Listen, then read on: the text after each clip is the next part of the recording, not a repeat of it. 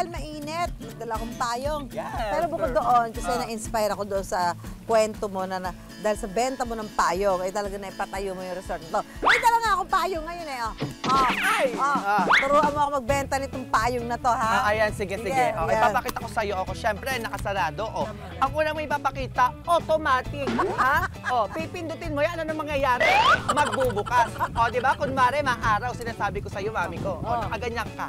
Yung araw, hindi pumapasok yung araw kasi bakit? Makapal. Di ba? Di ba? Kunwari, humangin. Ayan na. Humangin, sinasabi ko sa inyo. Di ba?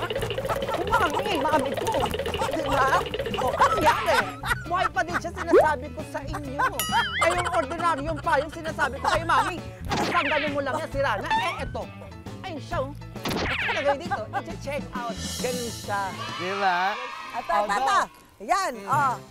Siyempre, kailangan automatic. Yan. Sinasabi ko sa'yo.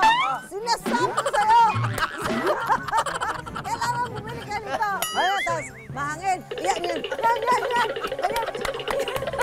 Sabi niya. Sinasabi ko sa'yo. Parang hindi ka nag-day 2. Ganon. Check out mo na yan. Go! Go!